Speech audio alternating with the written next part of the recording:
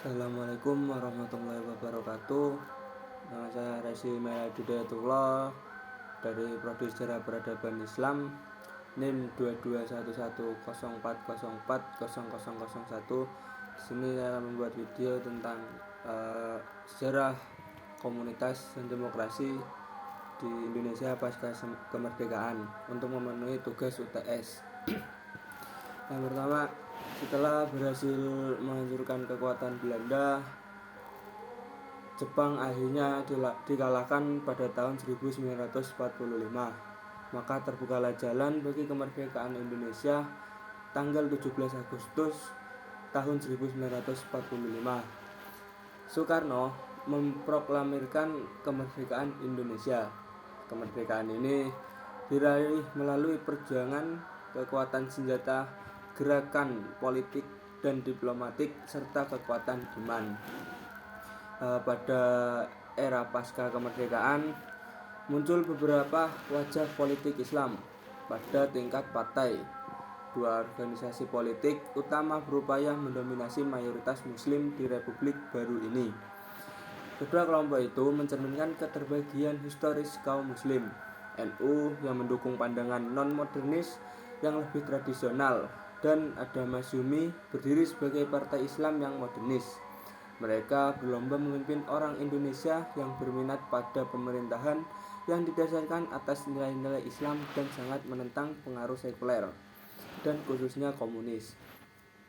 Ketika Jepang semakin terdesak dalam Perang Pasifik, Perdana Menteri Jepang yaitu Kinyaki Kaiso di depan resepsi Ulimero Parlemen yang ke-85 pada tanggal 7 September 1944 menjanjikan kemerdekaan kepada Indonesia dalam waktu yang dekat. Sebagai realisasinya, pada tanggal 9 April 1945 terbentuknya Badan Penyelidik Usaha-Usaha Persiapan Kemerdekaan atau biasa disebut BPUPKI.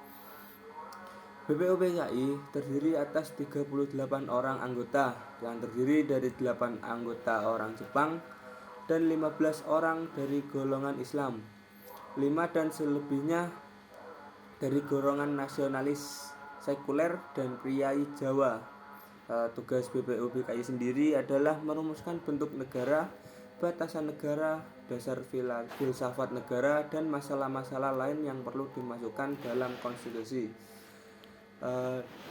Dalam sidang-sidangnya BPUPKI berbagai mengalami perdebatan ideologis yang sengit antara golongan Islam dengan golongan nasional sekuler tentang dasar-dasar negara yang akan diberlakukan ketika di negara yang akan berdiri ini.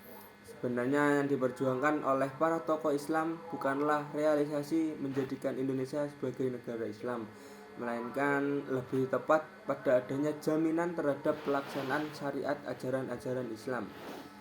Sedangkan golongan nasionalis yang dipelopori oleh Soekarno dan Muhammad Hatta menghendaki negara persatuan nasional yang memisahkan urusan antara urusan negara dan urusan agama, yaitu urusan negara agama Islam. Setelah penyerahan kedaulatan pada tanggal 27 Desember pada tahun 1949, sejarah politik di Indonesia ini sedang memasuki babak baru dengan diterapkannya sistem demokrasi parlementer dan konstitusi Undang-Undang Dasar RIS 1949 yang kemudian diganti dengan Undang-Undang Dasar 1950. Pada tahun 1950 sampai dengan pada tahun 1957 ditandai dengan jatuh bangunnya partai-partai politik yang berumur 3 sampai setahun atau rata-rata kurang dari setahun. Lalu setelah NU keluar dari Masyumi, partai politik Islam diwakili oleh Masyumi Nahdlatul Ulama, PSII, dan PERTI. Ciri-ciri lainnya, tidak satupun partai politik yang mayoritas pada masa revolusi. PNI dan Masyumi sering mengadakan kerjasama. Namun pada masa ini hubungannya tidak harmonis dan tidak serasi lagi. Bahkan pada saat-saat tertentu, dua partai ini sama sekali terputus dan tidak ada hubungannya. Namun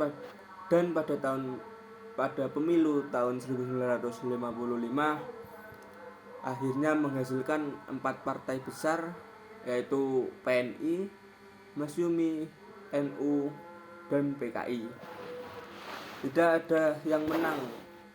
Mayoritas PNI yaitu urutan dengan 22,3%, Masyumi dengan 20,9%, NU dengan 18,4%, sedangkan sisa terbagi di antara partai-partai kecil lainnya.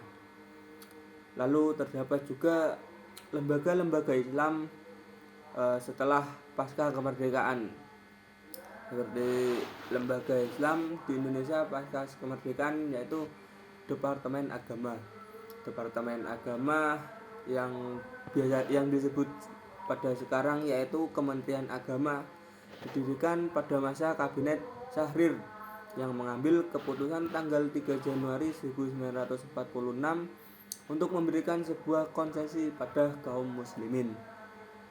Mungkin itu saja yang bisa saya jelaskan tentang sejarah komunitas di Indonesia pasca demokrasi pasca kemerdekaan.